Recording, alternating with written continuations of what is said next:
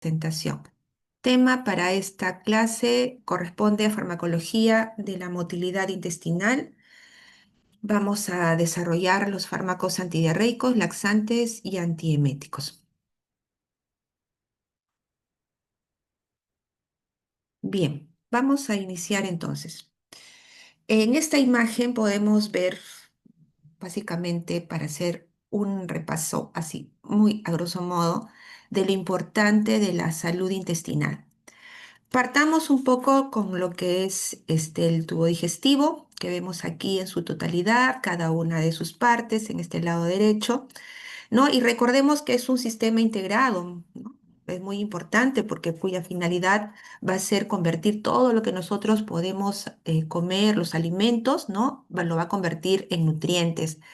Y esos nutrientes se tienen que convertir en sustancias que se puedan absorber, ¿no? Y lo que no se utiliza, digamos, no va a utilizar y no va a servir para nuestro organismo, se tiene que desechar, ¿no? Se va a eliminar a través de estos residuos que quedan de los alimentos. Asimismo, este tubo digestivo tiene que mantener una homeostasis en el organismo, tanto hídrica, electrolítica e inmunológica del organismo, ¿no?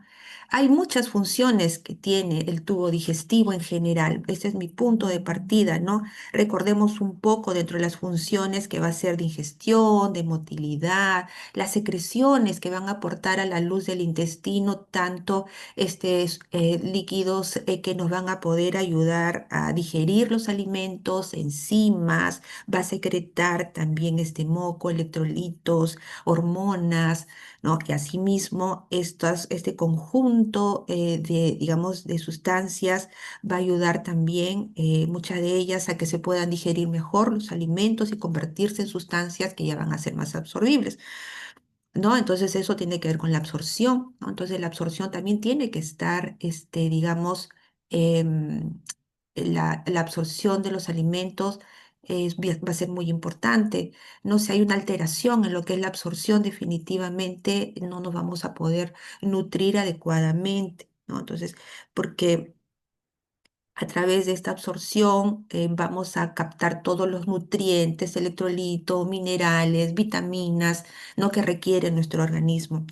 Otras funciones tiene que ver el tubo digestivo, se encarga de excretar, se encarga de hacer, digamos, la defecación, ¿no? Que también es importante y que también lo vamos a ver.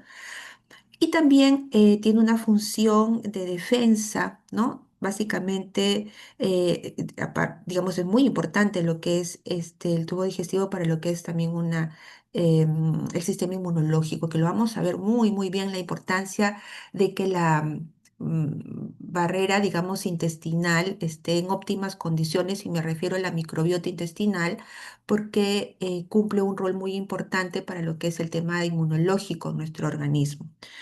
Ahora, como vemos, va a ser muy interesante, muy importante mantener la salud intestinal. Esto va a ser esencial, como mencionaba, para la homeostasis general del cuerpo, ¿no?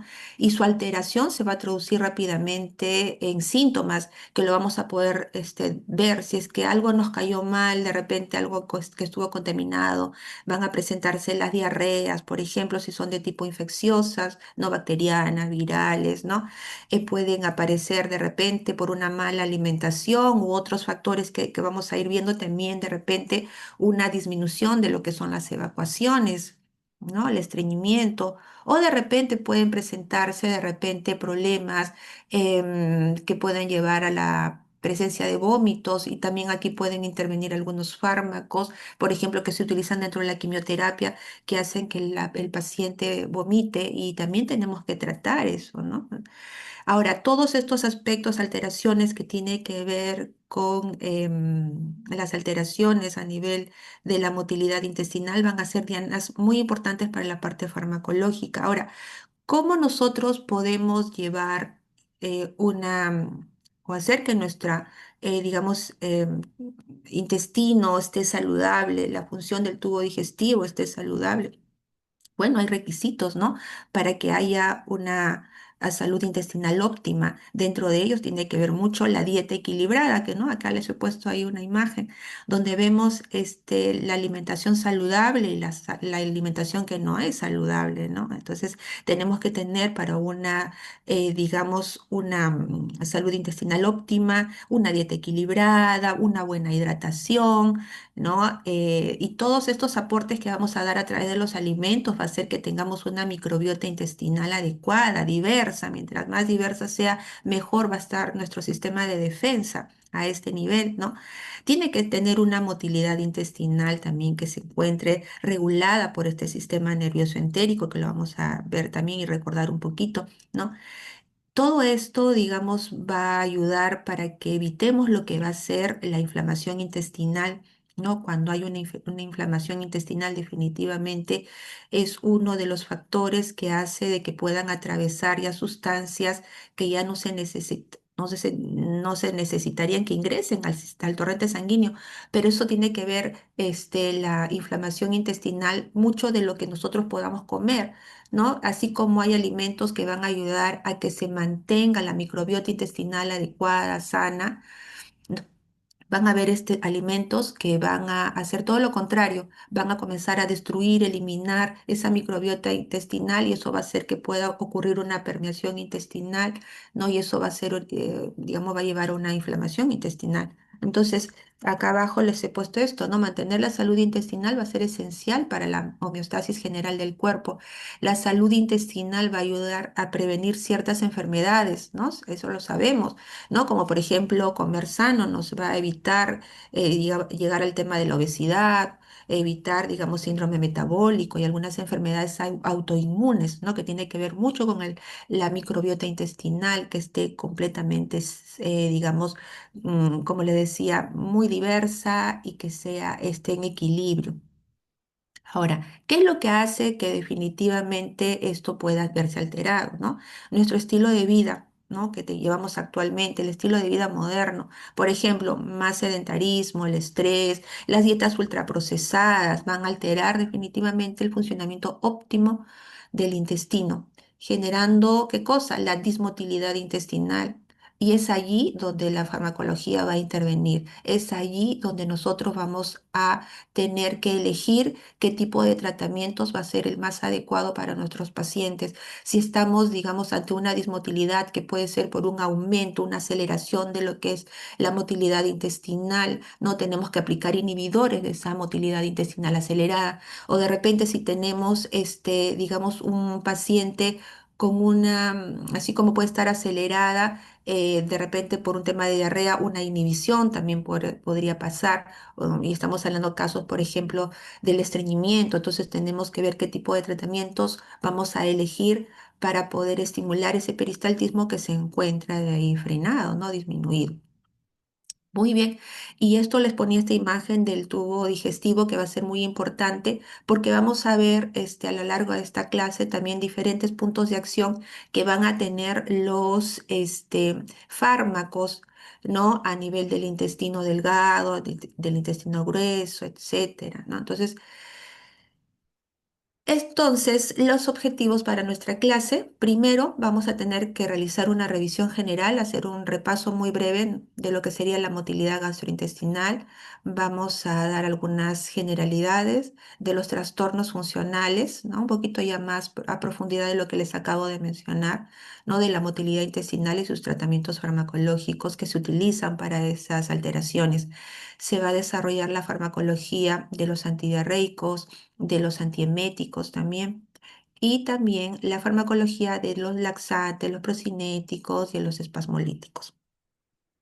Entonces, para comenzar, para poder entrar y entender todo de cómo que, funcionan estos fármacos, tenemos que partir de lo siguiente. Entonces, la motilidad gastrointestinal va a depender de una compleja interacción entre sistema nervioso entérico, que vendría a ser el segundo cerebro, ¿no? Sistema nervioso autónomo, simpático, parasimpático, la musculatura lisa del propio tracto intestinal, las células intersticiales de Cajal, que van a actuar como es como células tipo marcapaso, hormonas, factores externos, ¿no? Como la ingesta de alimentos y el estrés también pueden influir en lo que es la motilidad gastrointestinal. Entonces, el sistema nervioso entérico va a ser el principal regulador local, ¿no? Y puede funcionar de forma autónoma, mientras que el sistema nervioso autónomo y otros factores pueden modular su actividad. Las estructuras entonces involucradas que podríamos resaltar, ¿no? Que realizan esta función de la motilidad gastrointestinal, podríamos resumir el sistema nervioso entérico, los plexos submucosos de Meissner, el plexo mientérico de Auerbach, las capas musculares, la circular, la longitudinal y las células intersticiales de Cajal, pero hay mucho más, ¿no? Que regulan lo que va a ser la motilidad intestinal. Y partiendo lo que habíamos hablado hace un ratito, ¿no? De lo que es en general, de manera general, el tubo digestivo, se encuentra en un estado de continuo de contractilidad, de absorción, de secreción. La contractilidad va a ser muy importante, ¿no? Porque va a comenzar a, digamos, va a ayudar a lo que va a ser, ya puede ser lo que sea el desplazamiento de los alimentos que ingresan, lo que va a ser la mezcla de los alimentos, la absorción va a ser muy importante por parte del sistema digestivo, habíamos hablado, ¿no? Luego de que se secreten en primer lugar líquidos que ayudan a la digestión, enzimas, para que finalmente todo este proceso que se ha hecho, los alimentos procesados, se puedan convertir en moléculas más pequeñitas, mencionábamos, que se puedan absorber y aprovechar de lo que nosotros podemos consumir, aprovechar los nutrientes que requiere nuestro organismo, las vitaminas, minerales, electrolitos, líquidos, etcétera. Entonces, imagínense lo fuerte e importante que es digamos, la salud en general del tubo digestivo. Porque si es que hay alguna falla, algo falla en este proceso que debe estar en completo equilibrio, todo lo que podría pasar con la persona, ¿verdad? Con el paciente. Entonces, las funciones digestivas globales requieren del funcionamiento, por lo tanto, todo esto que hablamos de la contractilidad, absorción, secreción, requiere de un funcionamiento coordinado, e integrado de varios subsistemas del tubo digestivo, como son, depende del epitelio mucoso, de la musculatura, la vasculatura sanguínea, linfática y las glándulas anexas.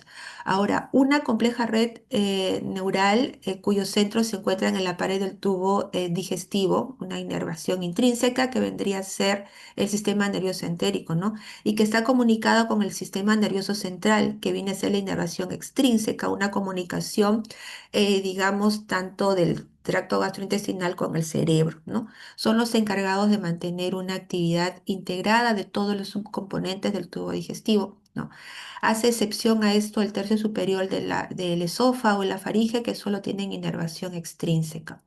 Ahora, el control de este estado va a ser complejo y a él contribuyen el propio músculo, el epitelio, así como los nervios locales del sistema nervioso entérico, el sistema nervioso autónomo y las hormonas circulantes, ¿no? De estos, tal vez lo que va a ser más importante para la función intestinal va a ser el sistema nervioso entérico. Ahora, este sistema nervioso entérico se va a encontrar dentro de la pared del tubo digestivo, ¿no? Organizado en dos redes conectadas de neuronas y fibras nerviosas. Tenemos ahí lo que mencionaba hace un rato, el plexo mientérico de Auerbach, que tiene su principal función va a ser el control motor, que se va a encontrar entre las capas circular y longitudinal. Asimismo, el plexo submucoso de Meissner, cuya función principal va a ser regular la secreción, el transporte de líquidos y flujos sanguíneos, ¿no? Que se va a encontrar en la submucosa. Estos aspectos que estoy resaltando, porque esto es muy complejo, bastante amplio, pero estoy tratando de resaltar aspectos claves donde van a formar parte de las dianas farmacológicas para algunos fármacos, ¿no? Hay otros subcomponentes también importantes del tubo digestivo, como son el sistema endocrino y el sistema inmunológico. También tienen relaciones estructurales y funcionales con el sistema neural, modulándose mutuamente entre sí. Ahora, la motilidad gastrointestinal también depende de ciertos neurotransmisores que pueden ayudar tanto a la estimulación como la inhibición. Y vemos que el principal neurotransmisor de las fibras preganglionarias simpáticas y parasimpáticas va a ser la acetilcolina. Las fibras postganglionares simpáticas tienen como mediador a la noradrenalina, que por lo general tiene y cumple su papel inhibidor frente a lo que vendría a ser a nivel gastrointestinal, ¿no? Y la parasimpática que tiene a ese neurotransmisor que es la acetilcolina, cuyo papel va a ser más estimulante de este sistema. Pero además, aparte de estas que serían las principales, tenemos también, tanto en las terminaciones preganglionares como postganglionares, otros neurotransmisores, ¿no? Que pueden coexistir con las que hemos mencionado hace un rato. Por ejemplo, como el péptido intestinal vasoactivo, ¿no? Que es el BIP, ¿no? La sustancia P, el primero inhibidor, el otro estimulante, ¿no? Dinorfinas, que también tiene que ver con la inhibición, ¿no? Péptidos relacionados al gen de la calcitonina, por ejemplo, ¿no? Y muchos otros, ¿no? Los cuales pueden ejercer funciones moduladoras de la neurotransmisión, como le decía, pueden tener su papel tanto estimulantes como inhibitores. Ahora, ya que estamos hablando de lo que es la motilidad intestinal, esto es un esquema que lo tomé de Goodman y Hillman, que nos va a ayudar un poquito a ver a nivel molecular cómo es que se produce, digamos, y ver esta red neuronal de que va, cómo va a generar lo que es la respuesta peristáltica, ¿no? Entonces, aquí vamos a ver, primero identificando las partes, tenemos acá el extremo oral de este lado y este lado ya el extremo anal, ¿no?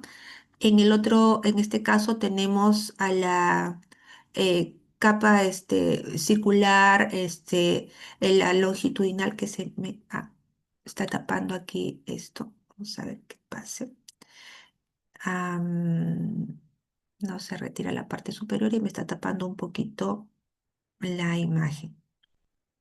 Bueno, pero acá tenemos hasta a la capa longitudinal que está en la parte de acá arriba que no se ve, la capa circular longitudinal, el plexo mientérico, la submucosa, la mucosa, ¿no? Y bueno, nos dice en este caso que hay, ante la estimulación, ¿no? de la mucosa, va a desencadenar la liberación de serotonina. Entonces acá tenemos la luz intestinal, digamos que por acá van a venir los alimentos. Y acá tenemos, por ejemplo, ante esta estimulación de la mucosa se va a desencadenar la liberación de serotonina que veríamos aquí por parte de las células enterocromafines que vendrían a ser estas amarillas, ¿no? Ahora, bueno, esta liberación de la serotonina a través de estas células enterocromafines, que se ve aquí en verde, va a estimular las neuronas aferentes primarias intrínsecas, ¿no? Que luego se van a comunicar con interneuronas ascendentes que vemos aquí, que es el número 2, y descendentes que vemos aquí en el número 3, ¿no? En las vías reflejas locales. El reflejo produce la contracción en el extremo oral a través de la motoneurona excitadora que vemos en este punto y la relajación aboral a través de la motoneurona inhibitoria que vemos acá en el punto 5, ¿no? Aquí se muestra también un complejo mioeléctrico migratorio y su conducción por una cadena diferente de interneurona que vendría a ser acá todo lo que está en verde, que está lo que lo está tomando. Ahí está, ya se fue. ¿No? Lo que vendría a ser aquí esta cadena diferente de interneuronas. Aquí está la parte que está en verde.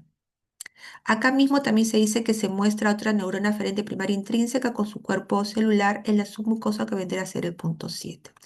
Digamos para poder entender un poquito de la respuesta peristáltica. Pero esto es de Goodman y Hillman. Encontré otro que me gustó también mucho más, que es este de Katzun, que acá lo vemos muy más, digamos, incluido algunos receptores importantes porque también van a formar las dianas terapéuticas moleculares para algunos fármacos. Y acá se ve mucho más claro. Entonces acá vemos que esta es la luz del intestino, las células enterocromafines que están en este lado, y vemos acá que hay una presión, ¿no? Puede ser por los alimentos o algunos otros estímulos que van a originar la liberación de la serotonina, que vendrían a ser estos puntitos azules, celestes que vemos aquí, ¿no? Por parte de estas células enterocromafines que van a liberar esta serotonina, ¿no? Tras la distensión del intestino Estimula las neuronas aferentes primarias intrínsecas, que vendrían a ser estas, ¿no? Neuronas aferentes primarias intrínsecas, que vendrían a ser estos, y las neuronas aferentes primarias extrínsecas. Las intrínsecas ya sabemos que son las que van a inervar, tienen una inervación local, y las neuronas aferentes primarias extrínsecas que conectan con el sistema nervioso central, ¿no? Entonces nos dice que tras la distensión del intestino estimula las neuronas aferentes primarias intrínsecas, vemos de este lado de la submucosa, a través de qué receptores. Esto es bien interesante porque esta estimulación lo va a hacer a partir de esta serotonina definitivamente tiene que actuar, como que ya lo han visto en ciertos autacoides. La serotonina tiene una serie de receptores, y en este caso los 5-HTP1, que acá se ve claro, pero en esto de la imagen nos ha salido un poquito borrosa. Vemos que la serotonina liberada va a interactuar con sus receptores 5-HT1P, ¿no? De estas neuronas aferentes primarias intrínsecas, y por parte de las neuronas aferentes primarias extrínsecas a partir de los receptores 5-HT3, ¿no? Ahora, las neuronas aferentes primarias intrínsecas de la submucosa activan a las neuronas entéricas, que van a intervenir en la actividad refleja peristáltica, ¿no? Y secretora.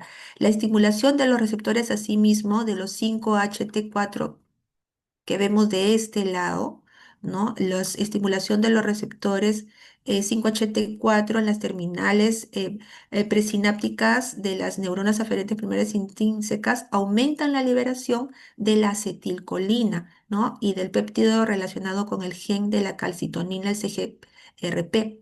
Esto va favoreciendo la actividad refleja, ¿no? El sistema nervioso central, digamos, que es lo que habíamos mencionado hace un rato. Entonces, la importancia de acá, digamos, de la liberación am, ante la liberación de la serotonina y su participación frente a lo que es los receptores 5-HT1, ¿no? Por parte de esas neuronas aferentes primarias intrínsecas, y la liberación de acetilcolina, ¿no? Y de este péptido relacionado con el gen de la calcitonina, ¿no? A través de esos receptores 5-HT4.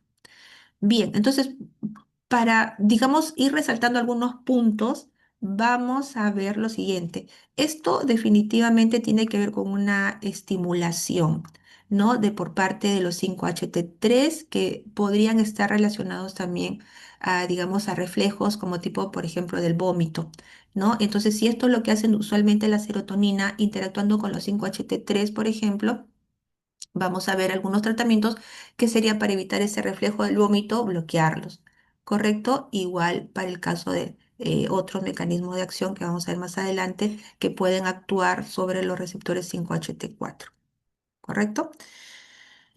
Bien, ahora hemos partido de lo que sería, a muy a grosso modo, de lo que sería el normal funcionamiento, la importancia de lo que sería el funcionamiento del tracto gastrointestinal, de la motilidad intestinal, pero nuestro tema básicamente está enfocado en los tratamientos que se utilizan para el trastorno de la motilidad intestinal. Y ahí vamos a ir. Entonces, ¿de qué manera pueden presentarse estos trastornos y cuáles serían estos trastornos que experimenta, digamos, el intestino?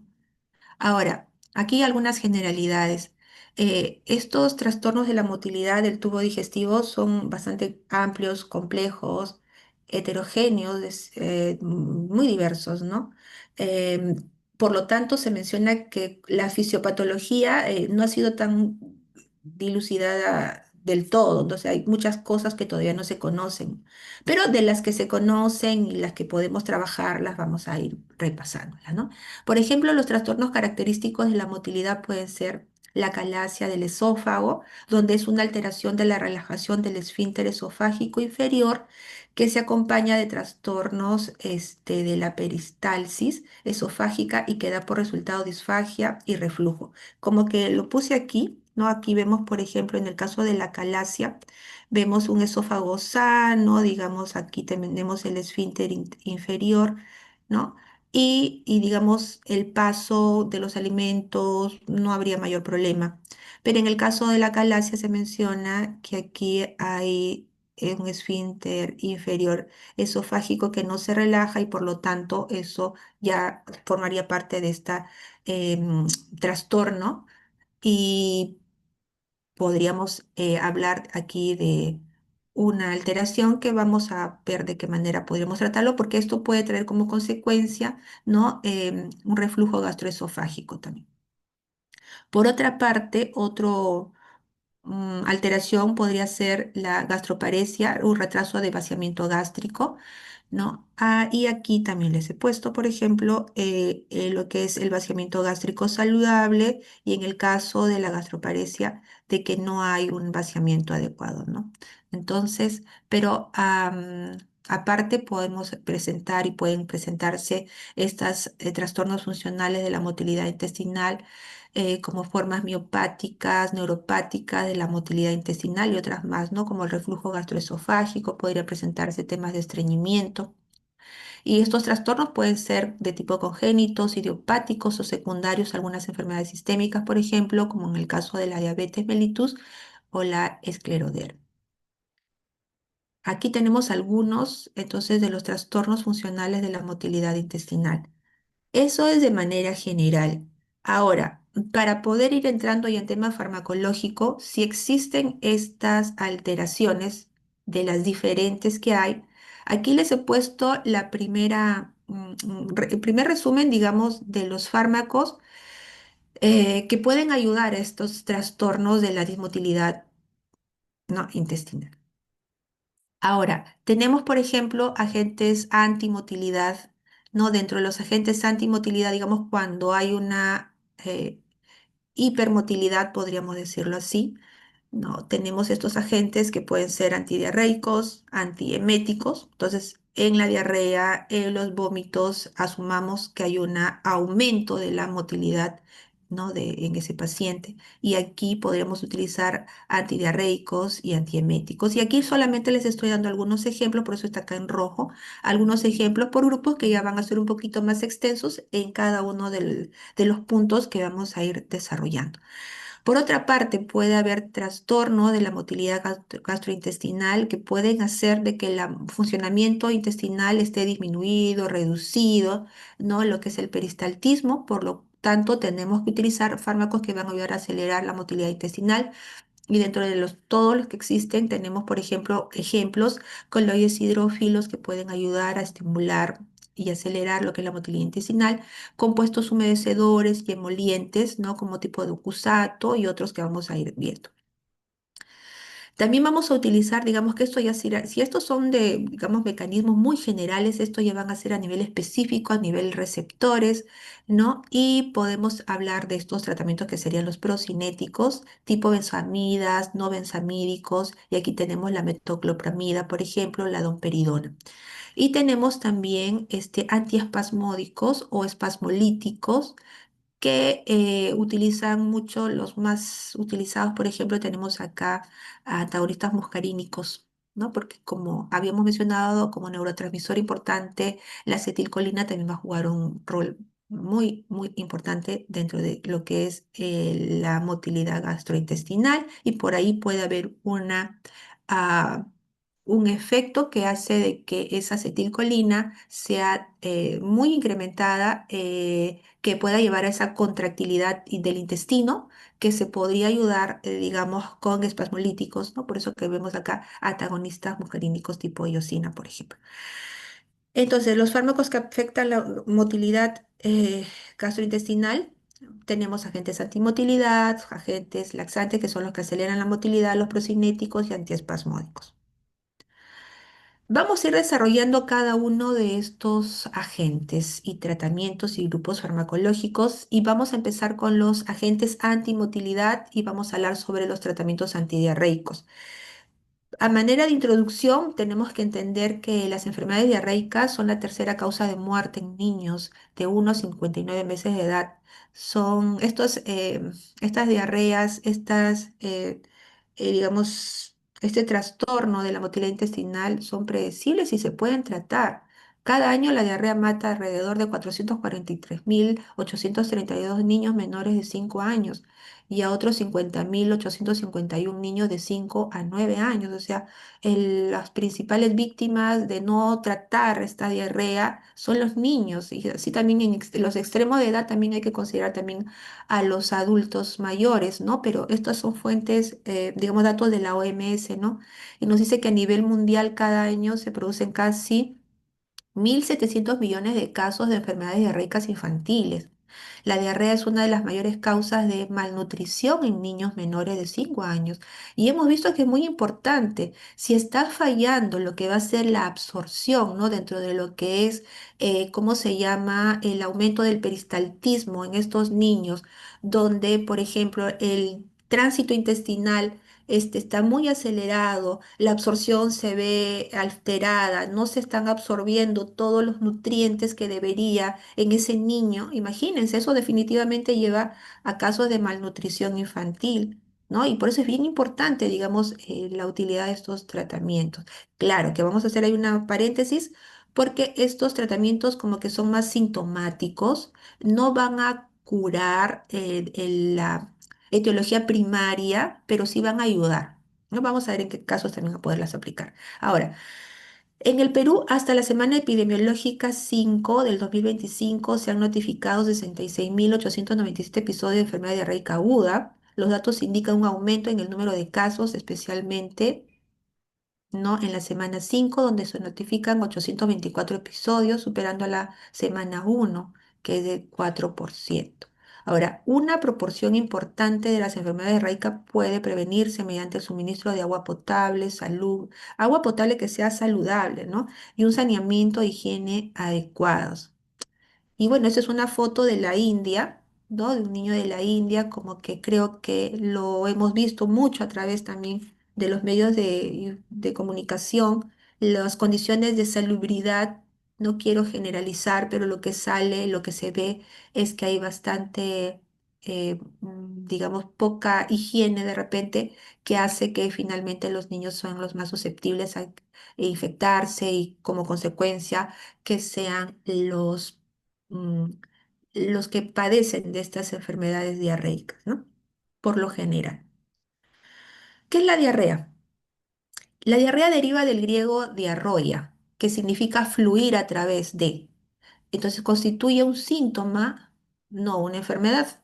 Ahora, se define como diarrea la deposición 3 o más veces al día con una frecuencia mayor que la normal para la persona y esto puede ser a través de heces sueltas o líquidas, ¿no?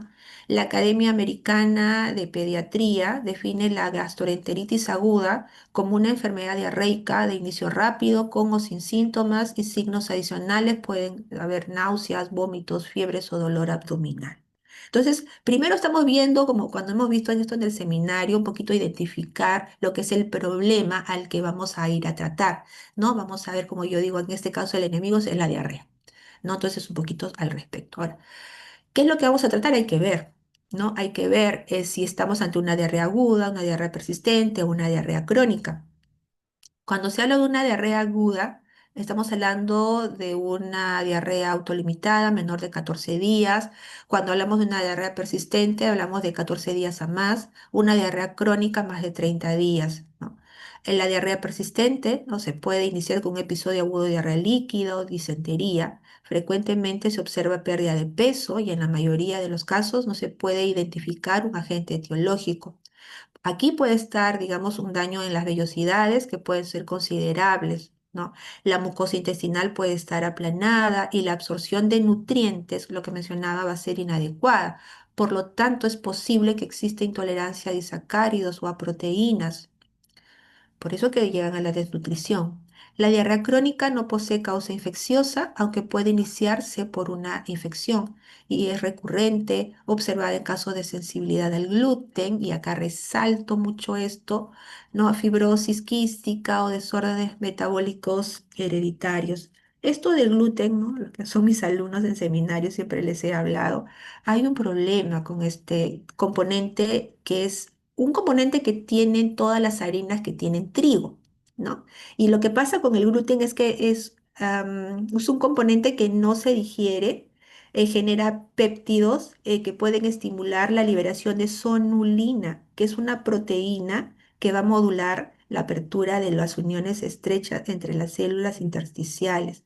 Entonces, esto, conclusión, el gluten lo que puede hacer es que a través de la formación de esta sonulina puede hacer que haya una permeabilidad intestinal. Y eso no es bueno, porque hablamos, esto es proinflamatorio el gluten, ¿no? Esto hace de que comience a destruirse la microbiota intestinal y al destruirse gradualmente, y esto es de años, chicos, no es que de un momento a otro, ¿no? Entonces, si es forma parte, digamos, de nuestra alimentación, también las harinas, ¿no? Y harinas ultraprocesadas en el pan, etcétera, ¿no? Todos los que tienen harina, digamos, harina de trigo tienen el gluten y eso en el transcurso de la vida y de los años hace que esa microbiota intestinal a través de este gluten comience a perforar, digamos de alguna manera así, el intestino y puede haber una permeación intestinal. Y al haber esa permeación intestinal, entonces ya estamos destruyendo lo que sería la primera capa de defensa del organismo. Por eso mencionamos que forma parte muy importante la salud intestinal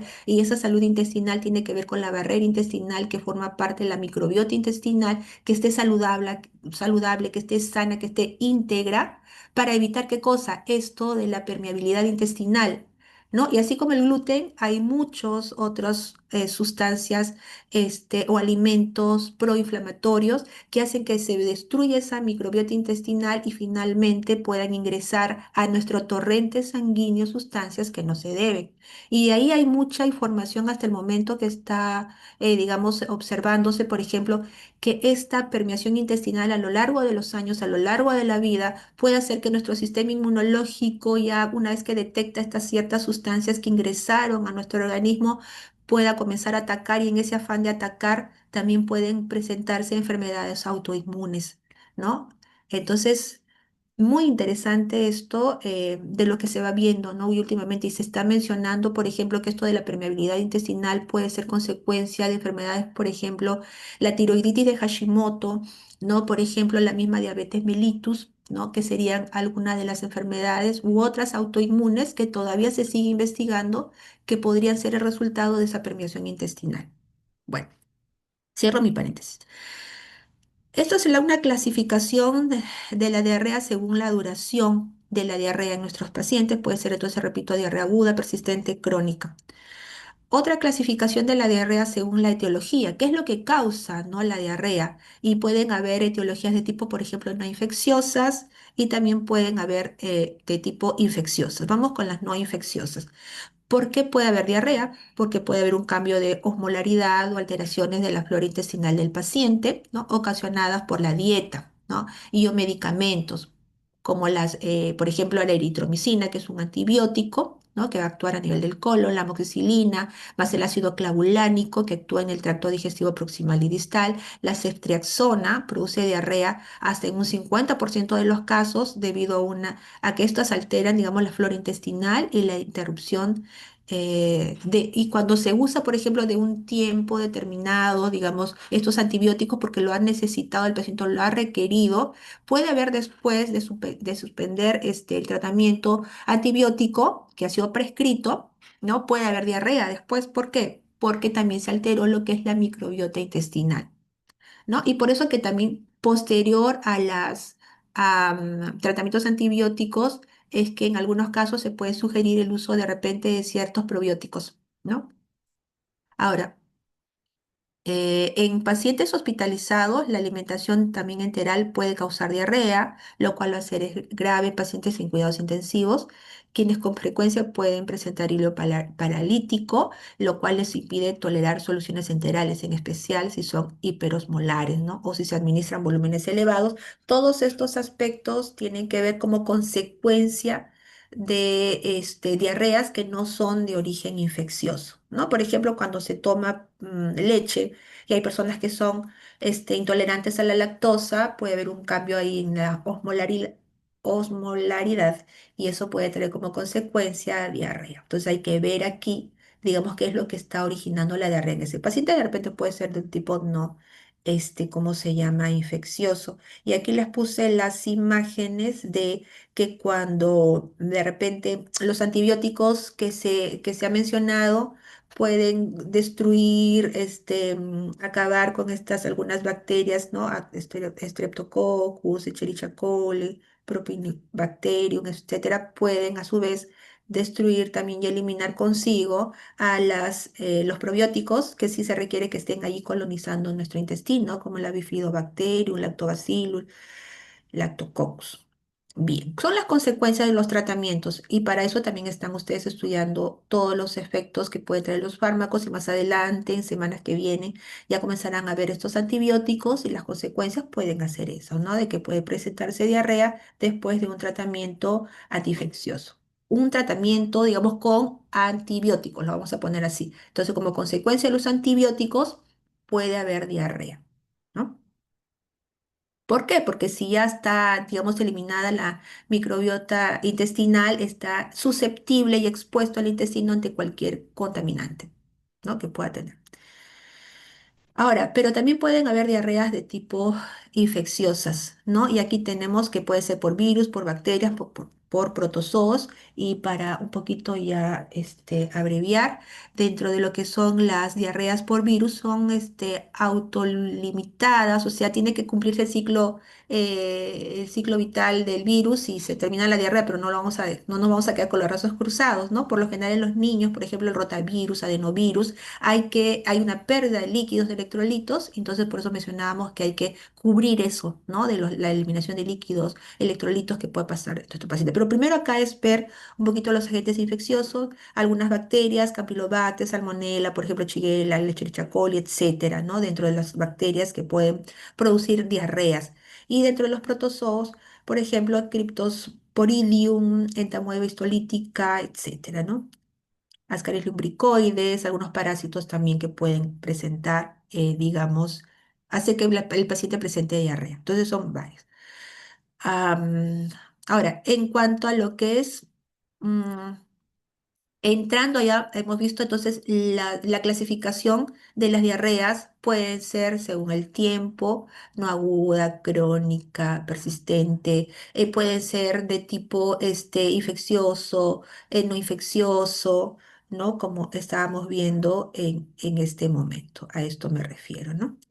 Ahora, entrando ya como que procesando toda esta información, ya lo que sería la diarrea aguda. Entonces, vemos que la diarrea aguda es una forma de diarrea que dura menos de 14 días. Puede ser de tipo una infección aguda, de tipo inflamatorio o no inflamatorio, ¿no? Que puede estar o durar de 3 a 5 días. Y también podría ser originada por virus, por protozoos o bacterias. Entonces, la diarrea aguda puede tener cualquiera de estas clasificaciones en tiempo y en etiología. ¿Estamos? Ahora, otras puede haber una diarrea por el uso de laxantes, acá hablamos de las no infecciosas, por reacciones adversas a medicamentos, hay medicamentos que pueden dar diarrea, por estrés agudo, transgresión alimentaria, o sea, eso es lo que nosotros comemos que hacemos daño a nuestro intestino y que pueden llevar a producir algunas sustancias irritantes, de repente personas que no toleran el ají, las frituras, por ejemplo. Es una manera, imagínense, ¿no? El organismo es tan sabio, ¿no? Dicen, ¿y pero por qué no a todos les cae mal de repente esto de las frituras? Es que a la larga el organismo cuando uno no está acostumbrado, sí le va a afectar, ¿no? Estas comidas a transgresión alimentaria, pero ya con el tiempo, si uno le da lo mismo, lo que no es bueno para la persona, sigue comiendo y el organismo como que, ya que tolera, ¿no? Pero eso no significa que sea bueno. Y entonces las transgresiones alimentarias pueden presentar diarrea aguda, las reacciones alérgicas también pueden llevar a este tipo de diarrea. Ahora, ¿cuál es el objetivo principal para el tratamiento de la diarrea? Independientemente de la etiología que pueda ser, es que repongamos líquidos extracelulares y los electrolitos, ¿no? Entonces, en primer lugar, es importante valorar con rapidez el estado hídrico del paciente. Ahora, dentro de los pilares que forma la reposición de líquidos y electrolitos de nuestros pacientes vienen a ser las sales de rehidratación oral. Y aquí les he traído esta tabla que me parece bien interesante, que aparece la OMS, digamos, en ese momento se crea esta formulación en alrededor del año 1975, pero vemos que acá hay formulaciones que han ido variando de la misma OMS del 75 al 2002, han ido cambiando las concentraciones tanto de sodio y de cada uno de los componentes que ahora lo voy a comentar. Y también vemos aquí, por ejemplo, en el caso de la Sociedad Europea de Pediatría, de Gastroenterología, de Patología y Nutrición, que se está de acá, y la Academia o Asociación Americana de Pediatría versus la solución francesa. Les comento rapidito. Entonces, ¿por qué hay tanta variación? ¿No? Entonces, al inicio, alrededor del año 75, por ejemplo, se habla de la época, por ejemplo, donde hubo mucho lo que era la diarrea colérica, ¿no? Del cólera. Entonces, esa diarrea colérica hacía de que haya una pérdida de sodio bastante importante, que estaba entre alrededor de 95 a 140 milimoles por litro de sodio, ¿no? Entonces, de 95 a 140 mililitros, perdón, milimoles, ¿no? Por milimoles por litro, que se perdía sodio ante el ingreso de esta infección, ¿no? De este agente infeccioso. Ahora, pero con los años, y eso de la pérdida, digamos, importante de sodio de 95 a 140, hizo de que en ese año, en el 1975, la OMS sugiriera, digamos, esta fórmula donde había una alta concentración de sodio, que después no la hemos visto si nos damos cuenta, ¿no? En este caso, por ejemplo, vemos que el sodio era de 90, lo que se sugirió, potasio 20, cloro 80, bicarbonato de 30 mil equivalentes por litro, ¿no? Glucosa de 111 y una osmolaridad de 330. Entonces, con los años que se vio, ¿no?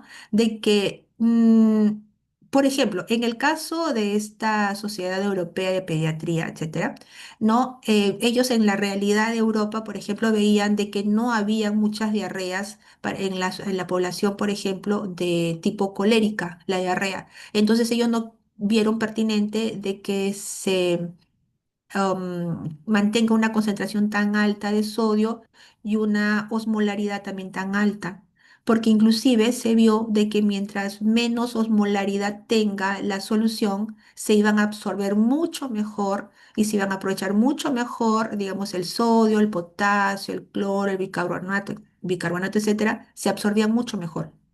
Entonces, como ellos consideraron que no era parte de su realidad la diarrea de tipo colérica, es que, digamos, proponen estas concentraciones de estos electrolitos, porque como mencionábamos, en una diarrea no colérica se puede perder entre 40 hasta 60 mili equivalentes por litro de sodio. Entonces, ellos están ahí como que al tope, ¿no? Tampoco no 40, pero sí 60. Entonces, y una osmolaridad de 200 a 250. Y lo mismo, digamos, se han ajustado las otras asociaciones, ¿no? Y por eso que vemos aquí en la Academia o Asociación Americana de Pediatría de 45, ellos optan por que de 45 de sodio y una osmolaridad de 250, ¿no? Y en el caso de la francesa, de 50 mil equivalentes de sodio y una osmolaridad de 238. Entonces, dadas estas realidades, digamos, la OMS del 75 al 2002 hace el cambio. Entonces, en ese cambio, ellos ya quedan y estandarizan una fórmula, por ejemplo, para que se proponga esto de una concentración de sodio de 75, que es igual a la concentración de glucosa. Entonces, ellos optan por una igualdad entre la concentración de sodio y glucosa y una osmolaridad de 245. Entonces, pero finalmente, esto ha sido un gran descubrimiento, independientemente, porque eso tiene que ver con las realidades de cada país. Se han salvado muchas vidas porque se está reponiendo los líquidos y electrolitos que se pierden durante estas diarreas. ¿Estamos?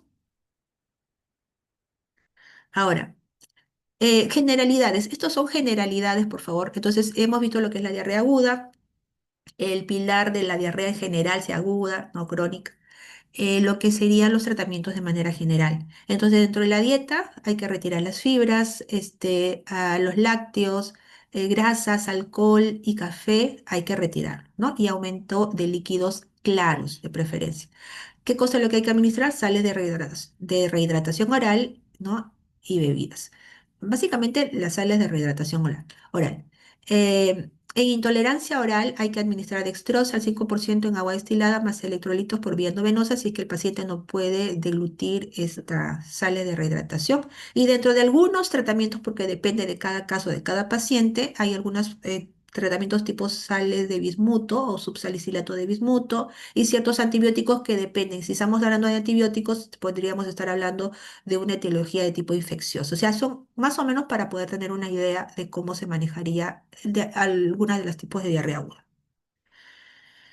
Ahora, en el caso de la diarrea crónica, pueden aparecer con diarreas líquidas o semisólidas, aparecen de una o más veces al día durante 4 a más semanas de duración, como habíamos mencionado. Ahora, la diarrea crónica puede ser una diarrea de tipo osmótica, secretora, de mala absorción intestinal, trastornos de una motilidad intestinal, por ejemplo, tipo síndrome de intestino irritable, hipertiroidismo por diabetes mellitus, infecciones crónicas, procesos inflamatorios. ¿No? En el caso de la diarrea osmótica, habíamos hablado porque hay una intolerancia a la lactosa, porque hay un déficit de la lactasa. ¿No? Un abuso de laxantes y antiácidos, la diarrea secretora, abuso también de laxantes, porque hay laxantes que pueden irritar el intestino y ese abuso puede hacer que se produzca esta diarrea de tipo crónica. ¿No? Acá vemos, por ejemplo, algunos de esos laxantes que suelen ser irritantes, ¿no? Pero también puede pasar que puede haber presencia de tumores neuroendocrinos, adenoma velloso, mala absorción de bilis, drogas y algunos venenos, la mala absorción intestinal, pancreatitis crónica, cáncer de páncreas, etcétera, ¿no? Y unos procesos inflamatorios que ya lo voy pasando rapidito, como colitis ulcerosa, enfermedad de Crohn, linfoma intestinal y adenocarcinoma como parte de las causas de la diarrea crónica. Y como vemos, bueno, son las probables causas de esto, ¿no? Ahora, ¿cómo podemos tratar la diarrea crónica? Hay que evaluar al paciente, examen de heces, de sangre, de orina, colonoscopía, imagenología, por ejemplo, y tratamiento específico del agente causal o etiológico. Hay que disminuir las fibras y grasas, ¿no? Y el tratamiento del síntoma, ¿no? Podrían ayudarnos la loperamida, codeína, octreotida, por ejemplo. Pero estos son como coadyuvantes al tratamiento de fondo viendo qué cosa es lo que ha producido la diarrea crónica. Y aquí les puse una imagen donde podemos ver ya una antesala de lo que va a ser lo que viene en un ratito. Por ejemplo, en el caso de la loperamida y su interacción frente, que eso es un antidiarreico opioide, por lo tanto ya recordamos que estos actúan sobre receptores opioides. Acá vemos el receptor mu, que lo vamos a ver en un ratito, lo cual va a producir una inhibición del peristaltismo y de la contracción. ¿Ya? Entonces, como tratamientos solamente sintomáticos, no son en este caso estos que menciono tratamientos primarios del origen de la diarrea. Entonces, como agentes antimotilidad, vamos a ver entonces ahora los antidiarreicos en función que si mi paciente tiene una diarrea aguda, diarrea crónica, de qué tipo de diarrea se presenta, etcétera, si es infecciosa, no infecciosa, etcétera. ¿Correcto? Ahora, como fármacos antidiarreicos propiamente dicho y en función de sus mecanismos fundamentales, tenemos la siguiente clasificación. ¿Cómo trato esa diarrea aguda? ¿No? O dependiendo si es una diarrea crónica, puedo utilizar mecanismos, por ejemplo, como modificadores del transporte electrolítico, inhibidores de la síntesis de glucosanoides. Tenemos ahí las sales de bismuto, los alfa-2 arenérgicos tipo la clonidina. Tenemos otro grupo que serían los inhibidores de la motilidad intestinal, como en el caso de los opioides. Tenemos antibacterianos específicos, que estos antibacterianos específicos sí van a ir a atacar en este caso, el origen de la diarrea, ¿no? Si es que es una diarrea de tipo infecciosa, bacteriana, ¿no? Inhibidores de la liberación de hormona prosecretora, como la eutriótida, y el uso de los probióticos, ¿no? Para lo que también sería el tratamiento de la diarrea. Les he puesto de esta manera los grupos farmacológicos para que pueda ser más asimilable, porque acá también hay varios, ¿no? He tratado un poquito de simplificar, pero teniendo los puntos más importantes. Por ejemplo, en el caso de los modificadores del transporte electrolítico, tenemos a quienes, a los inhibidores de la síntesis de glucosanoides, ¿no? Tenemos, por ejemplo, aquí el subsalicilato de bismuto. Subsalicilato es un componente de bismuto, es otro componente, entonces, pero en uno solo. El bismuto trivalente y salicilatos están suspendidos en una mezcla de arcilla de silicato, de aluminio, de magnesio. Su biodisponibilidad del bismuto es menor al 1%. Eso quiere decir que va a actuar específicamente a nivel del tracto gastrointestinal, porque biodisponibilidad es la llegada del fármaco a sangre, si recordamos, y queremos que el subsalicilato, en este caso el bismuto, llegue a sangre. No, queremos que permanezca a nivel del tracto gastrointestinal donde estaría el problema, porque estamos hablando acá de diarrea. Entonces dice que la biodisponibilidad es menos del 1%. ¿Correcto? Biodisponibilidad, ya saben, repito, es llegada del fármaco a sangre. No quiero que llegue a sangre, quiero que se mantenga por la vía oral, o sea, a nivel de tracto gastrointestinal, donde está el problema del intestino. Entonces, por eso es importante, es menor del 1%. Ahora, el ácido salicílico tiene una mayor biodisponibilidad, ¿no? Mayor al 80%. Entonces, lo que va a poder pasar a través del intestino, lo que se va a poder absorber del salicilato sí es más del 80% que puede llegar a nivel sistémico. Ahora, en general hay una escasa absorción intestinal, el salicilato, porque es un conjunto, ¿no? Bismuto y salicilato.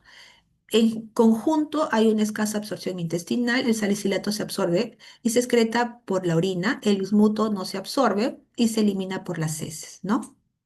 El inicio del efecto y el inicio de efecto es alrededor de las 4 horas y el tiempo de vida media del salicilato es de 4 a 4,5 horas y el bismuto de 5 a 11 días el tiempo de vida medio.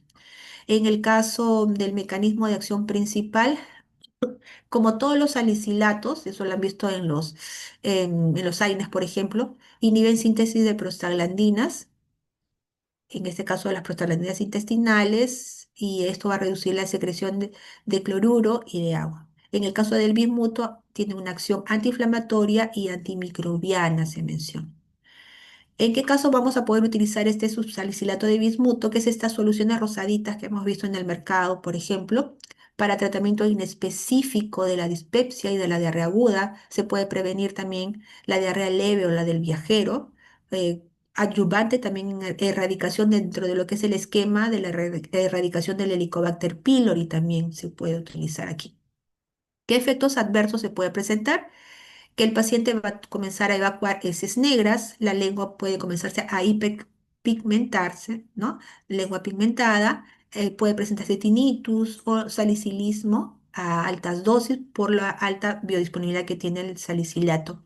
Está contraindicado en casos de hipersensibilidad a salicilatos, úlceras activas, niños con infecciones virales, porque puede haber un riesgo de síndrome de Reye, como que lo habíamos visto también en AINES, que también se les debe haber indicado. ¿Por qué? Porque tiene salicilato. ¿Ya? En otro grupo tenemos a los modificadores del transporte electrolítico, tenemos a los alfa-2 adrenérgicos, acá tenemos a la clonidina, buena absorción oral, mayor al 90%, una semivida de 12 a 16 horas, se va a eliminar de manera renal y hepática, son generalidades como que cumple el mismo, el metabolismo y la eliminación general de la mayoría de fármacos. Esta va a actuar sobre receptores del intestino y células epiteliales a través es un agonista de los receptores alfa-2 presinápticos y al estimular, digamos, estos receptores presinápticos alfa-2, inhibe la liberación de noradrenalina y acetilcolina, lo cual va a hacer que reduzca las secreciones intestinales y aumenta la absorción del sodio y del agua. ¿En qué caso yo aplico este mecanismo de acción? En diarrea por neuropatía diabética, intestino corto, diarreas secretoras refractarias. ¿No? Refractarias quiere decir que no responden a otros tratamientos.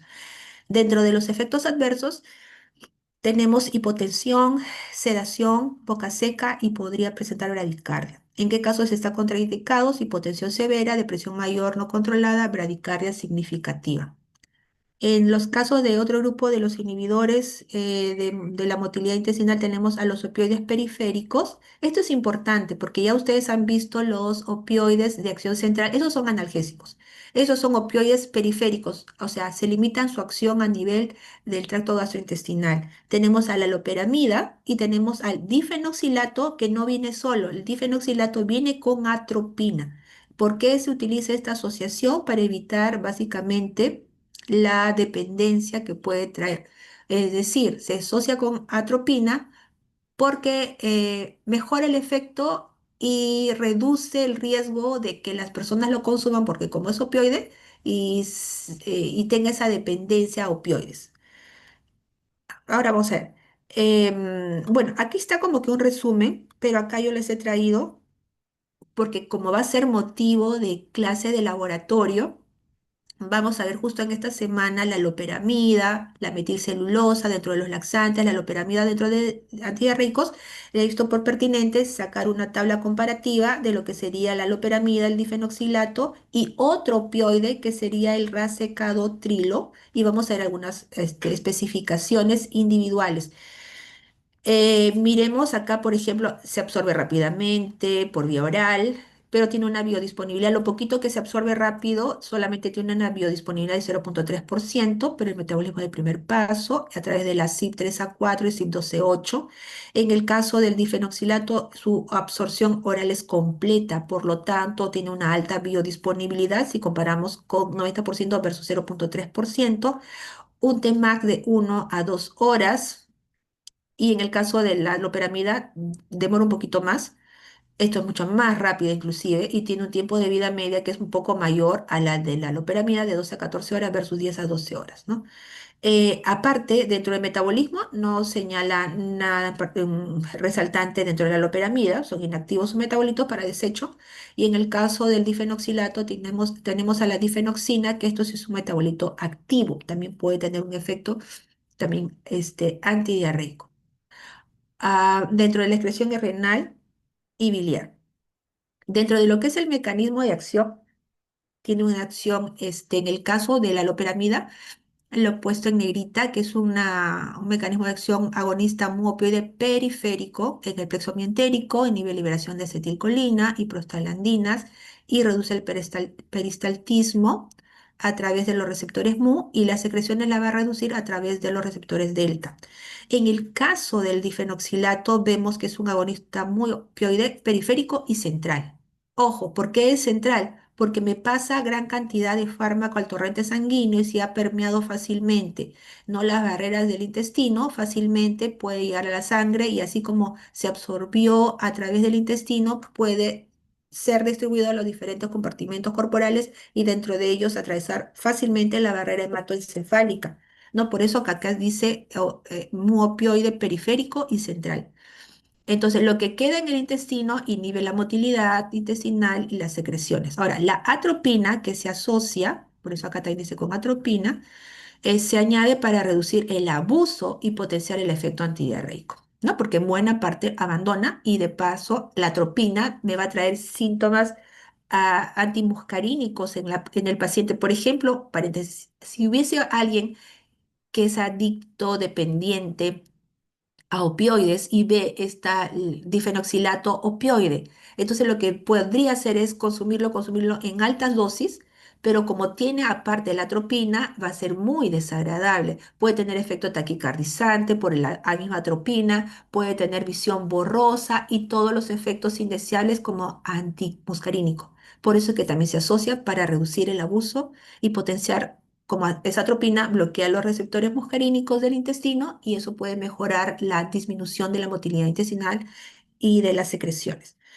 ¿En qué casos se utilizan? Por ejemplo, acá vemos en el caso de la loperamida diarrea aguda no infecciosa, diarrea crónica leve, diarrea del viajero sin fiebre ni sangre en las heces, me refiero. ¿No? Y en este caso, de preferencia como coadyuvante, chicos, con antibióticos. En el caso de la difenoxilato, diarrea no infecciosa aguda, diarrea funcional o inducida por fármacos también. Y acá vemos algunas de las reacciones adversas: estreñimiento, distensión abdominal, náuseas, somnolencias. Esto es, digamos, en baja cantidad, digamos, poco probable porque es mínimo lo que pueda pasar a nivel del sistema nervioso central. Dentro de las raras pueden haber arritmias ventriculares por sobredosis de loperamida, no a dosis terapéuticas. En el caso de la difenoxilato sí puede haber somnolencia, por eso que está dentro de los primeritos ahí, a diferencia de acá de como que tercera o cuarta opción de la loperamida, puede haber en la difenoxilato somnolencia, mareo sequedad bucal, taquicardia, estreñimiento, depresión respiratoria a dosis altas, ¿no? Y las contraindicaciones, podemos resaltar diarreas infecciosas con fiebre, sangre, colitis pseudomembranosa. Está contraindicado en niños menores de 2 años y pacientes que puedan tener insuficiencia hepático-renal. En el caso de los pacientes, las contraindicaciones de difenoxilato, en diarrea infecciosa, está contraindicado colitis grave, ciclo paralítico en niños menores de 6 años, en el embarazo, esto con bastante precaución. En el caso de otro opioide, el racecadotrilo, bueno, vamos a dejarlo solamente para resaltar algunos aspectos importantes. Es un inhibidor de cefalinasa, aumenta niveles de cefalinas, estas cefalinas endógenas, activa receptores delta opioides, delta, o sea, los relacionados a la inhibición de la motilidad intestinal son los mu. Y los relacionados a la reducción de secreciones son los delta. Y en este caso mencionamos para este racecadotril, activa receptores delta opioides periféricos, disminuye el AMP cíclico. El AMP cíclico es un gran secretagogo y si hay mucha secreción de la luz del intestino, hay más líquido en el contenido luminal y puede haber mayor cantidad de líquido en las heces que puede llevar en diarrea, ¿no? Y por lo tanto, todo lo que mencionaba, activa estos receptores periféricos, ¿no? Disminuye el AMP cíclico, secreción de agua y disminuye, por lo tanto, el AMP cíclico y disminuye las secreciones de agua, electrolitos sin alterar la motilidad. ¿Por qué? Entonces, si actúa sobre estos receptores, puede hacer con el mecanismo de acción reducir lo que son las secreciones, reducir la cantidad de agua y electrolitos sin alterar la motilidad intestinal. No reducen la motilidad como reducen la loperamida y difenoxilato. Se puede presentar o usar en diarreas agudas en adultos y niños, diarrea secretora por toxinas bacterianas, como en el caso de Escherichia coli enterotoxigénica y diarrea del viajero. Y vemos acá algunas de las RAMS, cefaleas, náuseas, erupciones y contraindicaciones, diarrea con sangre o fiebre, insuficiencia renal o hepática grave y contraindicado en niños menores de 3 meses. Eso es en el caso de estamos en los fármacos inhibidores de la motilidad gastrointestinal, los opioides. Tenemos acá y seguimos con otros agentes antimotilidad, otros antidiarreicos. Tenemos acá, por ejemplo, el grupo de los inhibidores de la liberación de hormonas prosecretoras, como la ucrotida, se administra por vía subcutánea. Tiene una duración del efecto de 6 a 12 horas si fuese subcutánea y si es por vía endovenosa, una semivida de 1,5 horas. Ya sabemos que es por el tipo de la vía de administración. Biodisponibilidad 100%. Voy a resaltar algunos aspectos claves. El mecanismo de acción principal de la octreotida, estos inhibidores de la liberación de hormonas prosecretoras, porque hay mucha cantidad de líquido, digamos, en el contenido de la luz intestinal, hay que controlar. Inhibe la liberación de la hormona del crecimiento y la hipofisiarias. Inhibe secreción de ácidos y pepsinógenos en estómago. Inhibe secreción de hormonas gastrointestinales. Inhibición de secreción intestinales de líquidos y bicarbonatos. Disminución de la contractilidad del músculo liso. ¿Cuándo se va a usar? En diarreas secretoras. Este es un tipo de tumor, por eso dice bipoma o bipoma. Es un tumor, así se llama, este es un tumor raro, se menciona del péptido intestinal vasoactiva. Es muy raro este tipo de tumor. Uso carcinoide, sida, intestino corto. El efecto adverso puede haber dolor en el sitio donde se inyecta, dolor abdominal, flatulencia, estatuarrea, litiasis biliar. Uso crónico puede producir hiperglucemia y pocas veces hipoglucemia y bradicardia. Contraindicado en casos de hipersensibilidad, colelitiasis persistente y diabetes mal controlada.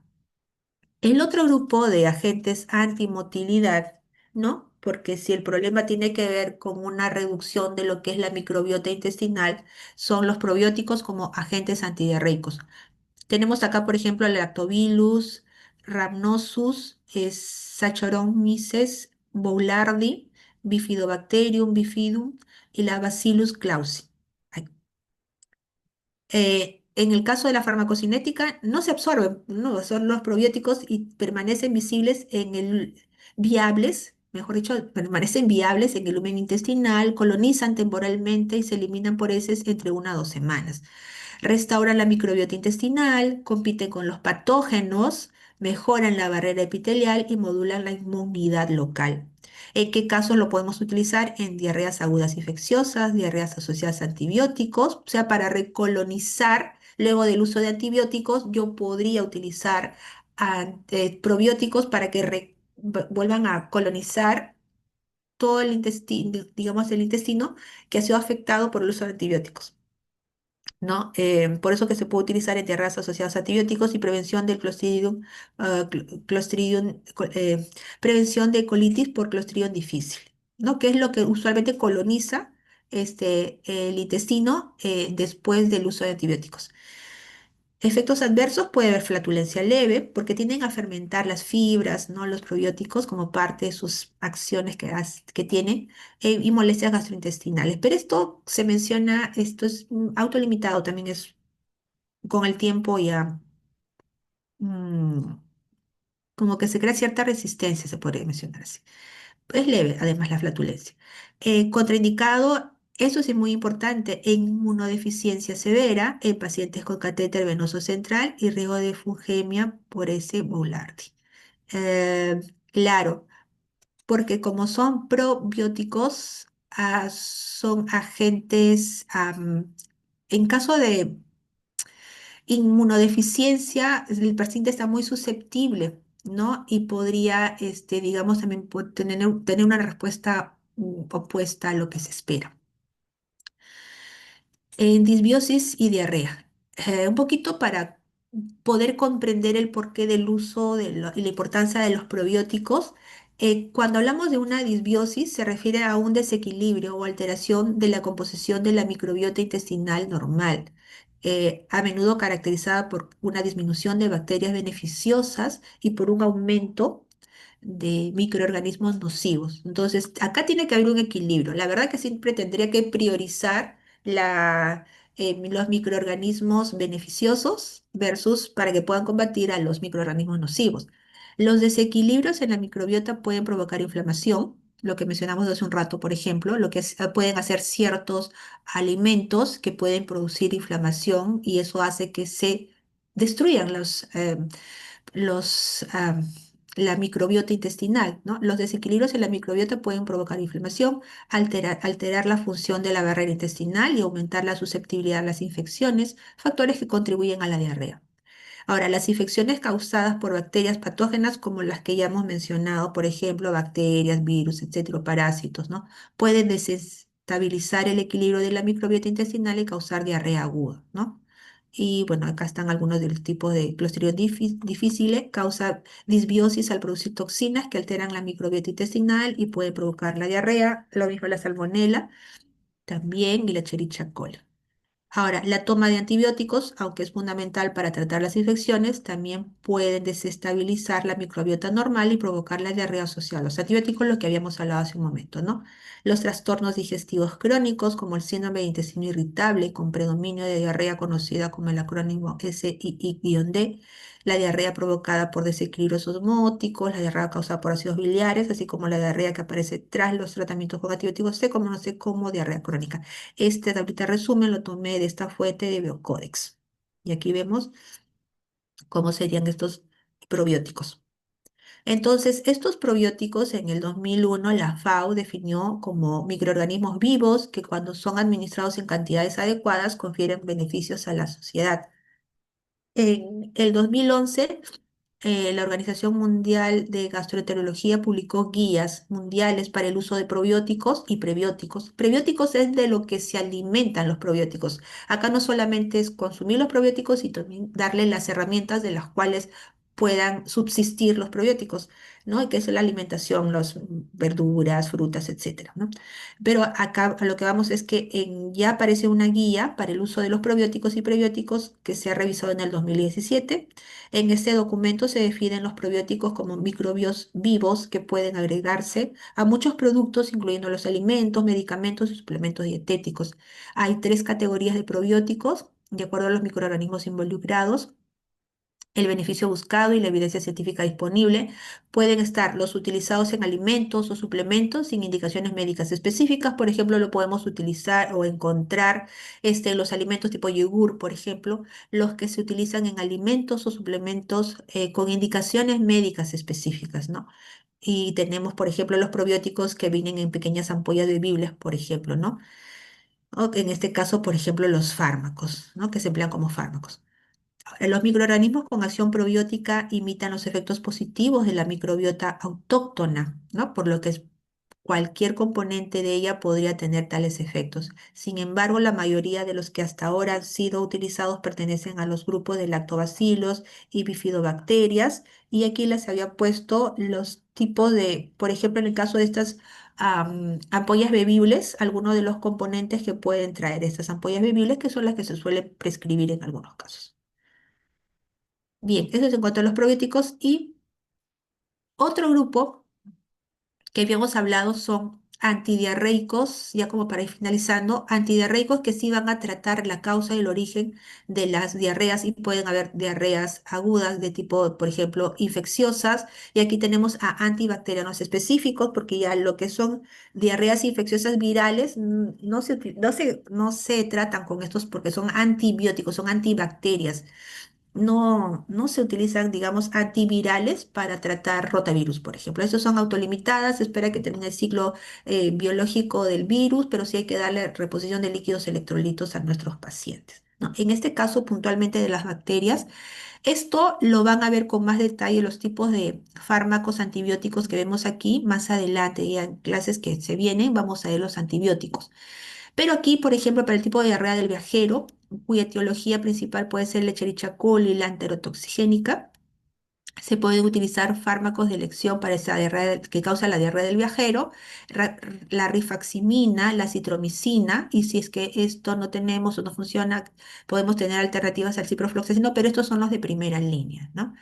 Y en casos leves puede usarse junto a hidratación oral y bismutos, y se reducen los síntomas. Pero ojo, cuando se utilizan estos sales de bismuto, siempre tiene que ser lejos de estos antibióticos, porque se crea como que una barrera a nivel de lo que es el intestino a través de lo que es el salicilato de bismuto, porque también tiene un componente arcilloso, y eso va a evitar que se absorba el antibiótico. Ya eso también es importante a considerarlo. Lejos, 2 horas después, entre el subsalicilato y los antibióticos sería lo más ideal, ¿ya? Colitis pseudomembranosa, tenemos por ejemplo el que lo causa Clostridium difficile. Aquí podemos trabajar con vancomicina oral, fidaxomicina, otra alternativa metronidazol en casos leves. Suspender antibiótico en caso de las observaciones, hay que suspender antibiótico causal y evitar la loperamida, ¿no? Porque puede exacerbar y aumentar más el problema.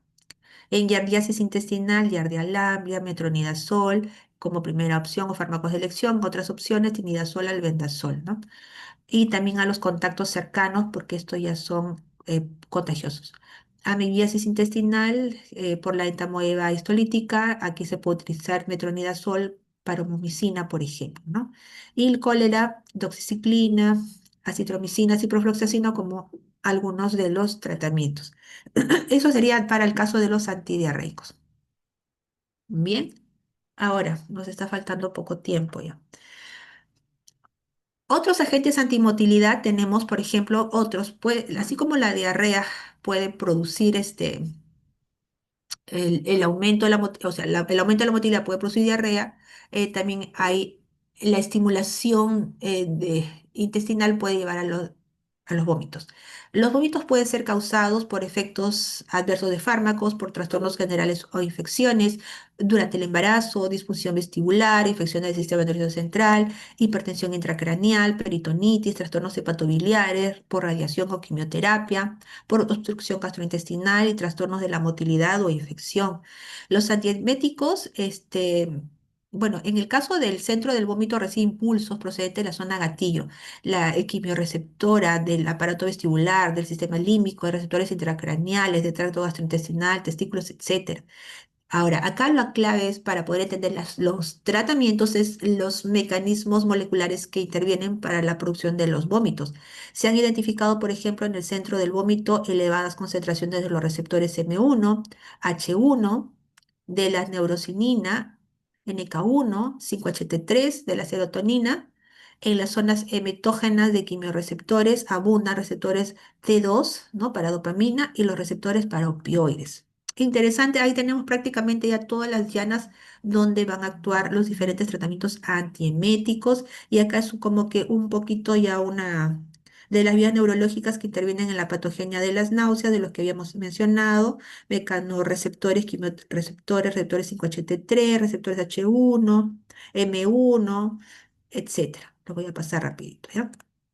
Ahora, dentro de los tratamientos antieméticos, ¿no? Los que van a reducir esa motilidad intestinal que llevan a lo que es mm, el reflejo del vómito, vamos a tener, por ejemplo, los siguientes, 8 grupos, y tenemos acá antagonistas de receptor 5HT3, antagonistas dopaminérgicos, o sea, que van a bloquear receptores 5HT3, antagonistas dopaminérgicos D2, antagonistas H1, antagonistas muscarínicos, tenemos corticoides, tenemos benzodiazepinas también, antagonistas de receptores de neurocinino, neuroquininas y cannabinoides. Esto es bien interesante, bastante amplio, pero quiero avanzar y solamente mencionar algunos puntos. En el caso de los antagonistas de los receptores 5HT3, como obtenemos el ondansetrón, granisetrón, palonocetrón, por ejemplo, tenemos aquí que son utilizados muy directamente porque ya al decir que son antagonistas, la mayoría bloquean estos receptores a los que se ha mencionado. Y en el caso de los antagonistas 5HT3, básicamente su indicación va a ser náuseas y vómitos inducidos por quimioterapia, radioterapia o posoperatorio. Son los que mejor efecto tienen para las náuseas por quimioterapia. Está contraindicado en caso que el paciente haya o tenga hipersensibilidad. En caso de prolongación del intervalo QT y en embarazo se debe utilizar con mucha precaución. En el caso de los antagonistas dopaminérgicos de 2, donde se utiliza la metoclopramida, domperidona, proclorperacina, se puede indicar para náuseas por migraña, ¿no? Gastroparesia diabética, vómitos por fármacos, ¿no? Y se va a contraindicar en caso que haya alguna obstrucción mecánica, feocromocitoma y enfermedad de Parkinson.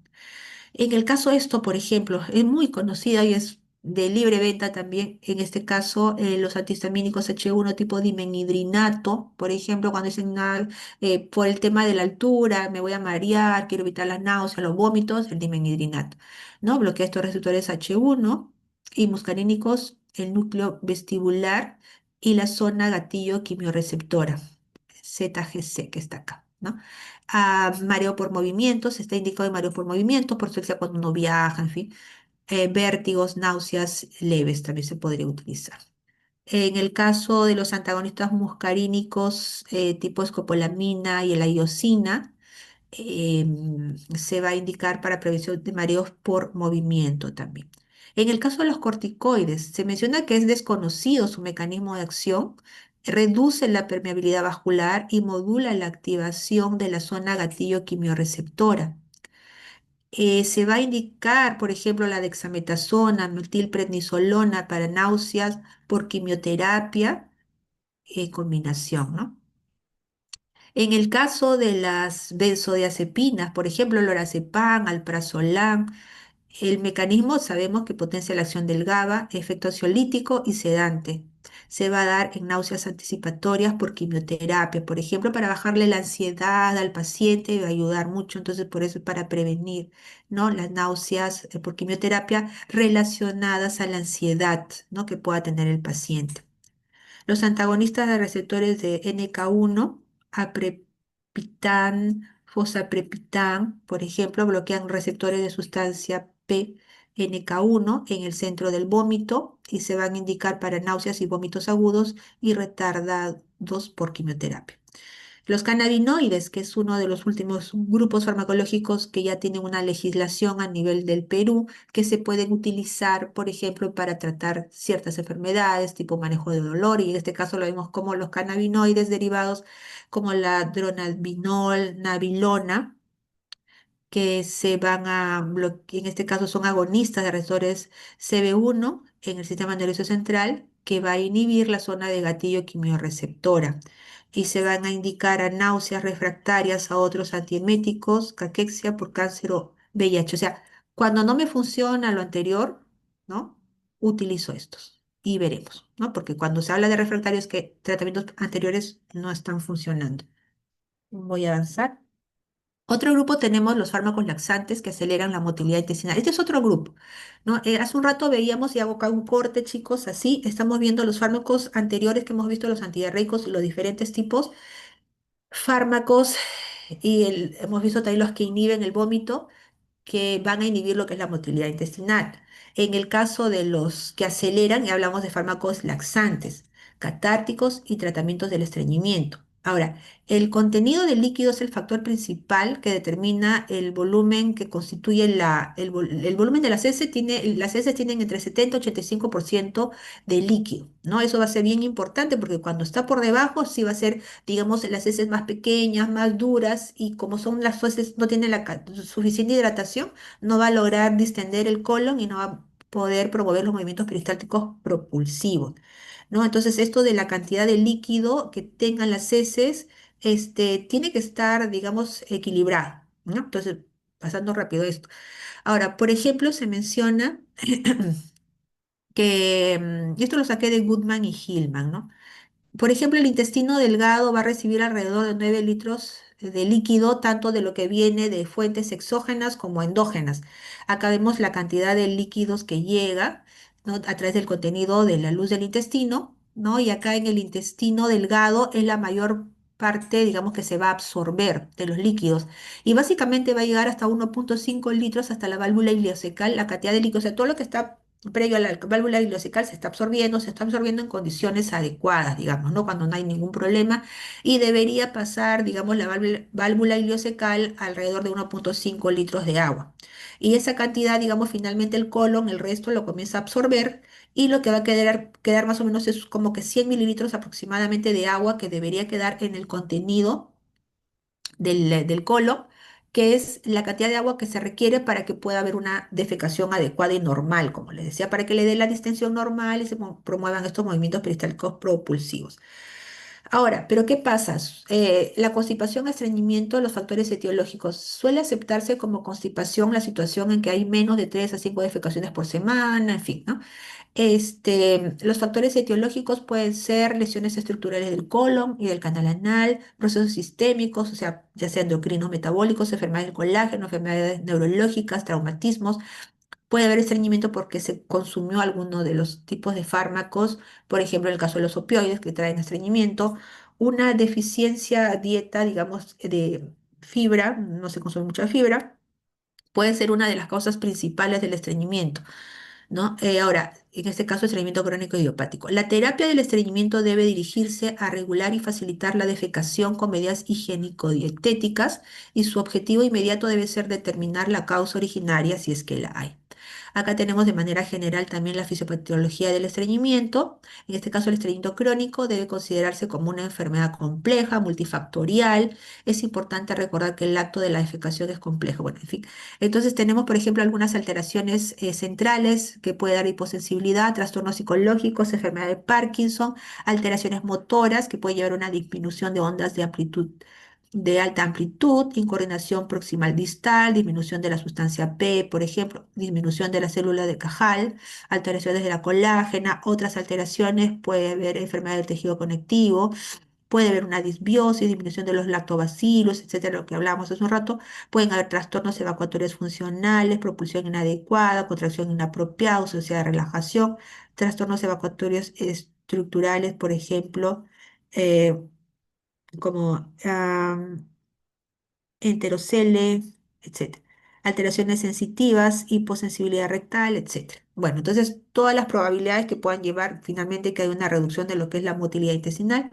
El estreñimiento, las estrategias no farmacológicas tiene que ver con la alimentación, como que ya hemos hablado, y no voy a redundar en lo mismo. Tiene que haber un buen aporte de líquidos, ¿no? En la alimentación para que también pueda ayudar al contenido de la luz intestinal y que finalmente llegue la cantidad de líquidos hasta el colon. El ejercicio físico también va a ser muy importante para que se pueda tener una motilidad intestinal ya, digamos, más sana. Ahora, en el caso de los fármacos pueden haber efectos laxantes, que va a ser evacuación de material fecal forme por el recto, y los catárticos, que viene a ser una evacuación ya más líquida del contenido de la luz intestinal. Dentro de los clasificación de los laxantes son varios. Tenemos, por ejemplo, fármacos con acción luminal, estimulantes o irritantes inespecíficos con efectos sobre la secreción de líquidos y la motilidad, fármacos procinéticos de acción primaria sobre la motilidad.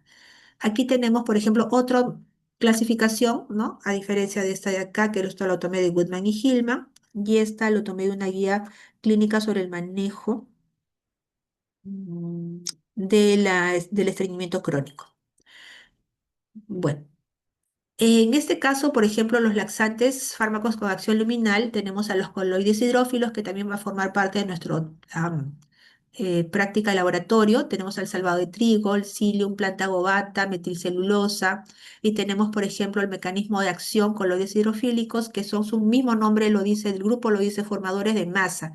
Estas fibras hidrofílicas no digeribles absorben agua en el intestino, siempre se confunde con osmóticos, estos no son osmóticos, la fibra absorbe, retiene el líquido y esa fibra, como es una fibra, digamos, insoluble, se va a comenzar a incrementar su tamaño. Aumentan el volumen fecal y esto, la fibra aumentada el tamaño del contenido de la luz intestinal con todo el contenido del intestino se distiende y cuando llega al colon promueve movimientos peristálticos propulsivos, ¿ya? No se absorben sistemáticamente, actúan de 12 a 72 horas, eso demora un poquito más, ¿no? Y se utiliza en estreñimiento funcional o leve. En el caso de los agentes osmóticos salinos o no salinos, tenemos, por ejemplo, los hidróxidos de magnesio, citrato de magnesio, y tenemos los no salinos, que son carbohidratos, ¿no? Tenemos salinos, hidróxidos de magnesio, no salinos, como por ejemplo la lactulosa, sorbitol, polietil, eh, polietilenglicol, y pueden aumentar la presión osmótica intraluminal, retienen agua en el colon. Esto sí tiene que ver con fuerzas osmóticas, ¿ya? Estimulan, o sea, jalan agua hacia la luz del intestino. Estimulan distensión y peristaltismo. La lactulosa disminuye el pH colónico y favorece la eliminación de amonio.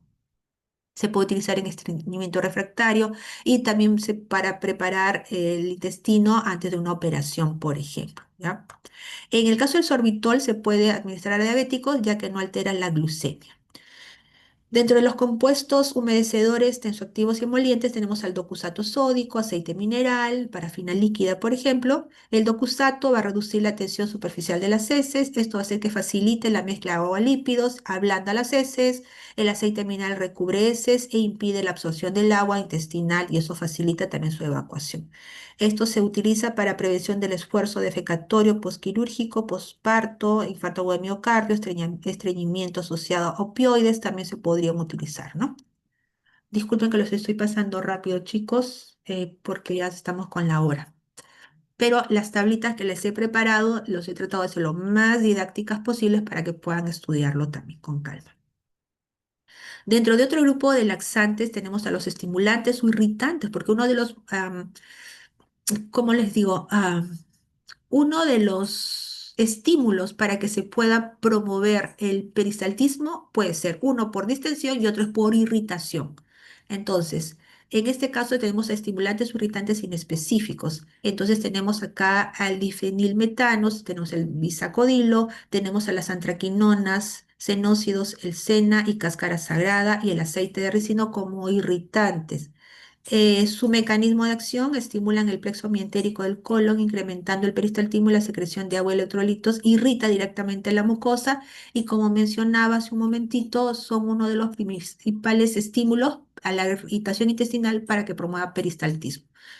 Entonces, esto aumenta la motilidad. En el caso de los antraquinonas, etcétera, son glucósidos hidrolizados por bacterias colónicas, liberan antraquinonas activas. Las antraquinonas son altamente irritantes que estimulan el plexo mientérico y aumentan la motilidad y secreción, ¿no? Y en el caso del aceite de ricino, produce, se va a hidrolizar por las lipasas liberando el ácido ricinoleico, que irrita la mucosa intestinal y estimula reflejos entéricos y aumenta la secreción de líquidos y electrolitos.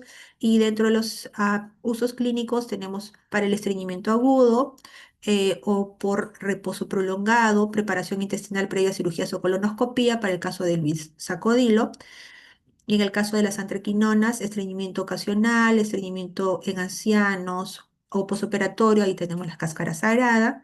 En el caso del aceite de ricino, para una limpieza intestinal preoperatoria y un estreñimiento agudo. Y aquí tenemos algunas de las RAPs, ¿no? Como náuseas, vómitos, diarrea intestinal, dolor abdominal, etcétera. Puede haber también un desequilibrio electrolítico por una pérdida de electrolitos, por ejemplo, el potasio.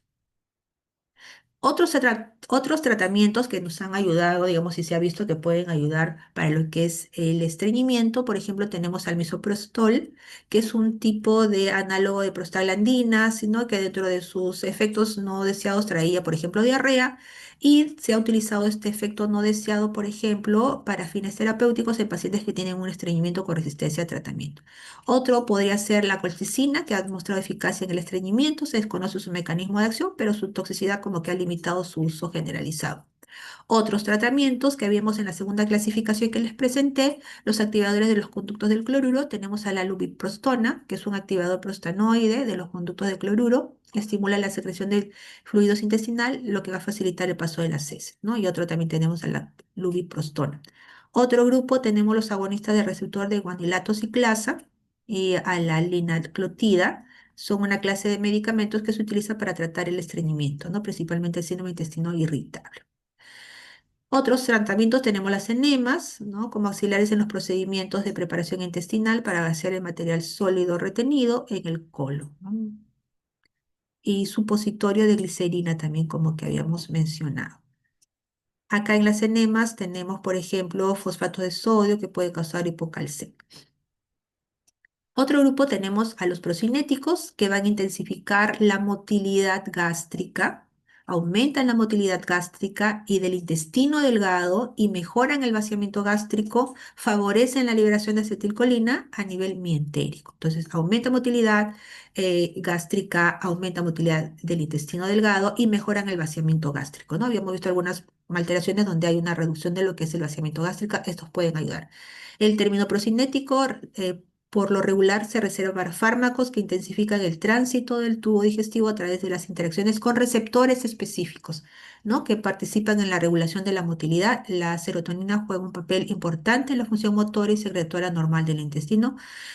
La serotonina dispara el reflejo peristáltico al estimular las neuronas sensoriales, lo que veíamos hace un rato en las células enterocromafinas, la liberación de la importancia de la serotonina para la estimulación de receptores 5HT3, 5HT1, lo que veíamos hace un rato, 5HT4, etcétera. ¿Correcto? Es lo que se está mencionando acá. Y dentro de los fármacos procinéticos tenemos las benzamidas, metoclopramida, no benzamídicos, domperidona y otros como la cisaprida, prucaloprida, eritromicina, por ejemplo. Bueno, los mecanismos de acción de la metoclopramida, antagonista receptor de 2 y agonista parcial de 5 HT4 en plexo amientérico, lo cual va a aumentar la liberación de acetilcolina, eso aumenta la motilidad del antro y el del duodeno y aumenta el tono, ¿no? Del esfínter esofágico inferior, que acá está la leyenda por si acaso, ¿no? Y el efecto antiemético central por bloqueo de los D2 en zona gatillo. La domperidona, antagonista de receptores D2, periférico, aumenta la liberación de la acetilcolina en plexo amientérico sin pasar por el sistema nervioso central. En el caso de otros procinéticos, por ejemplo, cisaprida, prucaloprina, eritromicina, la cisaprida y la prucaloprina es un agonista 5HT4, lo aumenta también la liberación de acetilcolina, el plexo amientérico, y la eritromicina, agonista del receptor de motilina. Este es un antibiótico, pero tiene otro mecanismo de acción que también tiene que ver con agonista del receptor de motilina. Estimula contracciones gástricas y duodenales y las indicaciones puede ser la primera para náuseas y vómitos, gastroparesia diabética, ¿no? Reflujo gastroesofágico leve, dispepsia funcional, náuseas, vómitos para la domperidona, dispepsia funcional. En el caso de la cisaprida, gastroparesia diabética, estreñimiento crónico idiopático para la prucaloprida, estimulación del vaciamiento gástrico postoperatorio. Ya para ir terminando, porque estamos con el tiempo, disculpen, es un tema muy amplio, pero muy breve el tiempo. Dentro de los antiespasmódicos o espasmolíticos, son fármacos que reducen las contracciones anormales del músculo liso. Y el mismo nombre, bueno, como que vamos a ver, tiene que ver, digamos, alivian el dolor tipo cólico, actúa por diversos mecanismos, por ejemplo, por bloqueo colinérgico, la iosina o modulación opioide periférica, tipo la trimebutina, por ejemplo, se emplean en espasmos gastrointestinales, biliares y geniturinarios, ¿no? Am, Así como en el síndrome de intestino irritable. Requieren precaución en pacientes con glaucomia, hilo paralítico o retención urinaria. Ay, perdón. La elección del fármaco depende de la causa del espasmo, de su eficacia y seguridad. Busca aliviar el espasmo sin alterar su acción. Acá hay un error, su acción busca aliviar el espasmo sin alterar la motilidad fisiológica anormal, por si acaso, ¿ya? Ahora lo voy a corregir esto. Y dentro del grupo de los espasmolíticos, finalmente tenemos a la iosina, antagonista competitivo de receptores muscarínicos M1, M3, ya sabemos, antagonistas M1, M3, que se van a utilizar para cólicos gastrointestinales biliares o urinarios, dismenorrea, síndrome del intestino irritable con predominio espástico. La mebeverina, que inhibe la entrada de calcio y modula los canales de potasio, el efecto directo miolítico sobre el músculo liso intestinal sin alterar la motilidad fisiológica. Se utiliza para síndrome de intestino irritable y espasmos intestinales funcionales. Y la trimebutina, ¿no? Que es un agonista parcial de los receptores opioides mu, kappa y delta, modula la motilidad intestinal, inhibe o estimula según su tono basal y puede ser utilizado para trastornos funcionales del tubo digestivo. Síndrome de intestino irritable, dispepsia y Lulé. Bien, miren, el tiempo nos ha ganado. Tengo aquí ya las tablitas para pasarlas en un momentito. No sé si hay alguna pregunta. Con esto estamos terminando.